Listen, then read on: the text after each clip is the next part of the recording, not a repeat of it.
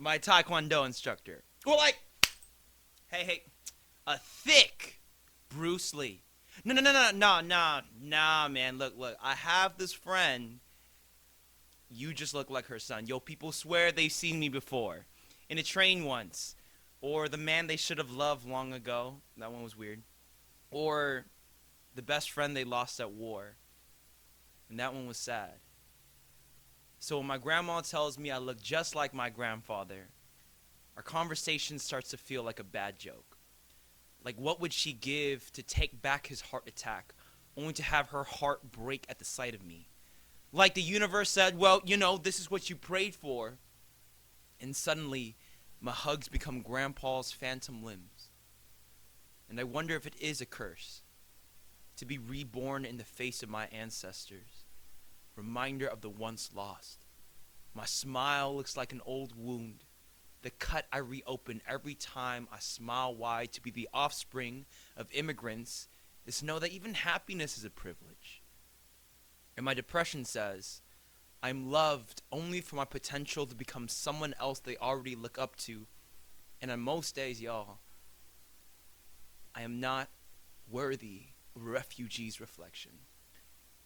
But on my 18th birthday, Dad gave me one of Grandpa's leather jackets whose sleeves I still can't fill, but insists I keep it anyways. Tells me, Akong used to wear this. He used to look so cool. And on days I feel I don't deserve every good thing that comes, I remember why I cannot die. Memories I have not lived are attached to my smile. I am still the reason Dad did not join Grandpa that night. He is still fighting for the man I will become. If I am my grandfather's reincarnation, I promise Grandma I won't be leaving soon. I will not die. I cannot die. Every day I'm reminded I look like someone else is living for, and I am surviving for the day I respond, yeah, I see the resemblance. And damn, I look good, smiling bright like a new day, because don't I look like an encore? Don't I look like a second chance? Don't I look like Grandpa never left? He just left me in charge.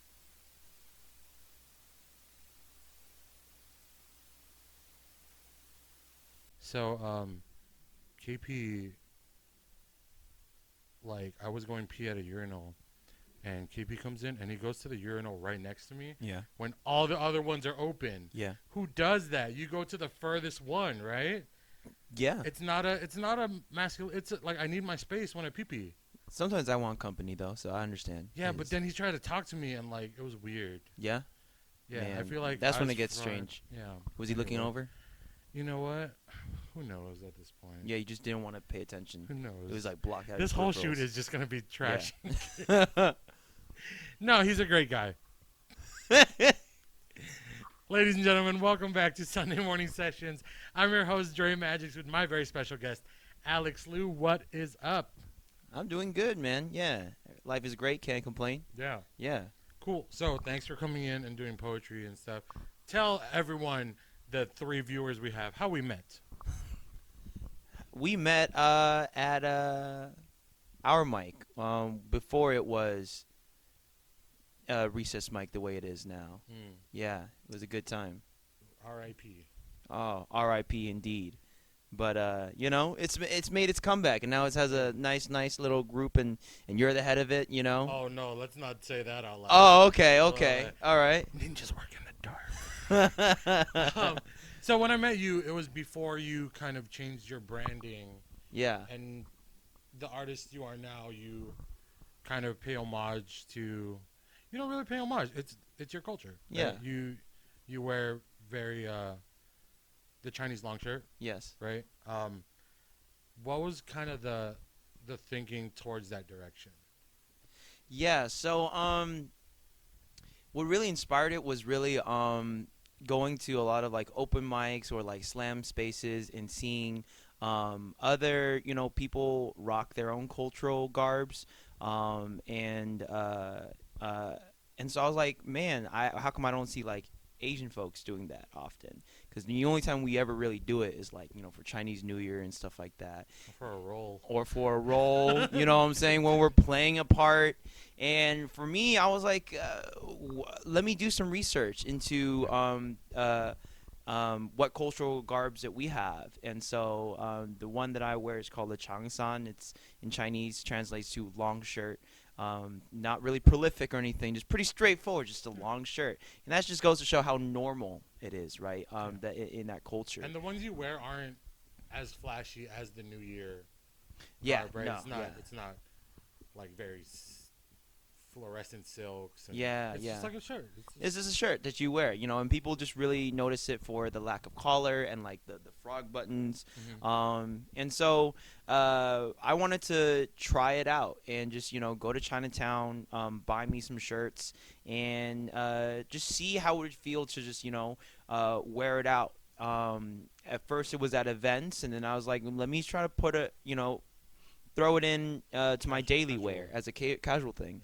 And so for the past, I'd say 2 years, I've been just wearing these kind of shirts every day.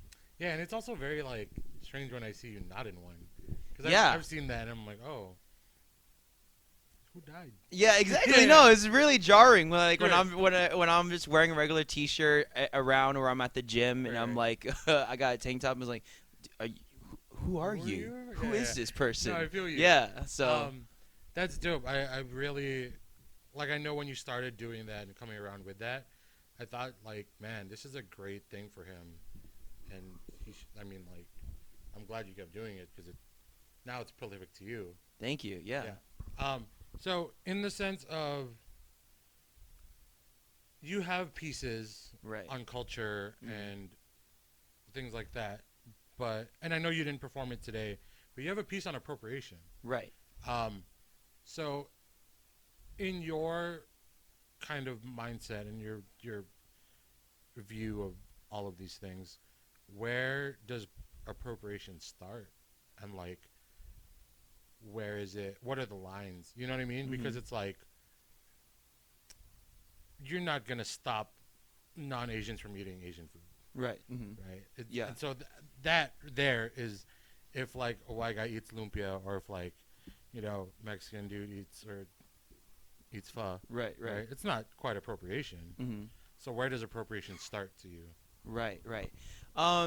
Well, I think before I talk on like where appropriation starts, I can speak on where appreciation is or starts. Because we've all Yeah, seen yeah. this extremes, right? Where Yeah, it's yeah. like, oh, that's clearly fucked up. Like, that's Yeah, clearly exactly, bad, exactly. right? Like we're talking, maybe a party theme, and people are like Oh. wearing sombreros for like a Mexican theme, like there are things that are like, I think would be very jarring to somebody who was from the culture to see that being represented. So I think in terms of defining appreciation before I head to appropriation, the appreciation of a culture, I can see it really weighs down how much whoever the person is trying to take part of a culture, how much research they've done, how much they understand, and how much they're trying to really find an authentic outlook and view of a certain culture. So I'd say that would be where someone is culturally appreciating somebody. And so a good example I'd like to bring back is like Wu-Tang Right. Clan, group of like So black. to you, is that appreciation? Yeah, that to me is appreciation. That to me is like you've done the research. You know like what elements of it is significant, and you're not making light of the actual culture. When it becomes appropriation is when I feel like either they haven't done their research and it shows, or they're trying to pass it off as like their own thing, when really like people have been having it for years. I have a belief in like growing and understanding, and as Asian folks, being in actual like mainland China, people want to share their culture. We're very proud of our Yeah. culture.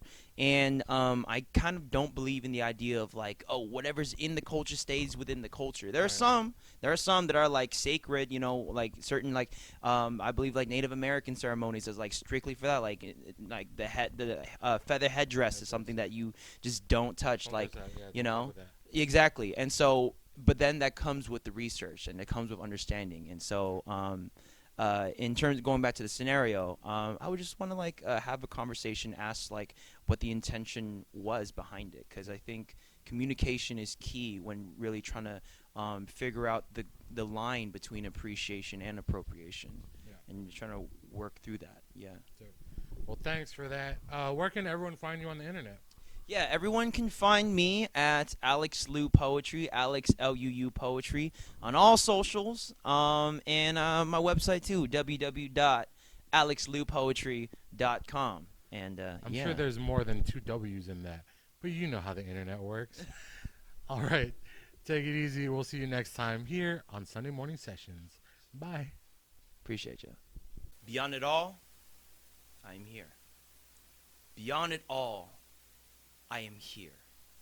Beyond it all, I am here, and will be to the end. When I write, I fight with a pen. I stem from a long line of silent men who spoke with their fists and pain in their bones. Writing my stories in stone is the quietest way I know to be loud. To hold history in foreign lungs, breathing the breath of broken tongues. I am the sum of every hour of sleep my father lost to keep food on the plate. But beyond it all, I am here. And I survived these few years of uncertainty, this limbo state. Is too young to be a man or too man to stay a child. See, finding myself has been the hardest scavenger hunt I've ever played. Nowadays, my eyes get heavy. Trying to carry a luggage full of my family's hopes and dreams is the kind of weight my father is familiar with. He does not know it is something to be proud of or scared for, but beyond it all, I am here. As an ode to my mother and father, ode to the people who brought me here. Now, the Sunday morning sessions, ready to hear my voice, who's hoisted me as a leader with no game plan but the guide to have around me, with the privilege of a stage as witness to a path I paved for myself, and a home I make for my friends. I tell my friends that I love them, that they're important. I try to pronounce their full name no matter the language of origin. I tell them I love them, that they're important, because I remember a time where I didn't hear that enough. I remember feeling like I was never enough. A father telling me to never speak up. A partner telling me I'd never be loved, but beyond it all, I am here. And I remember the conversations that saved me, the mentors that spoke purpose into my soul, so I'll hold their lessons in every page of my poems. I learn to spit truth with a flick of a tongue. I teach my friends to enjoy each heave of the lungs, our eyes, each a piece of the sun. If you would only see where we're from, you would be surprised by what you'd see us become. But the reason why people start to drop jaws, watch haters play hopscotch where you run the marathon, make them press pause and rewind, trying to find what you did right. Remind your peers that they are not a lost cause, because you are not a lost cause. You are the symphony of an ocean, the music of a movement in motion. And you can make this moment last a lifetime. This world did not know what it was in for when it birthed you from this earth. You should know what you're worth. I tell this to my friends. I tell this to my friends. I tell this to all my friends. I tell them, you know, I climbed a mountain once, discovered how easy it was to let go, and let the pavement catch my fall. You know, I tell them that I survived that day, that my poems paint a portrait of a boy who lived, to tell the story of family trauma and friendly joy, of an America still trying to understand his identity. I tell them that I survived, that beyond it all, I am here. Beyond it all, I am here. Beyond it all, I am here. We are still here. What's up, y'all? Thanks for our special guest, Alex Liu, for showing up here on Sunday Morning Sessions with 3 Sweet Productions. Make sure you check out Alex Liu, because he be doing things. They're woke. Appreciate y'all.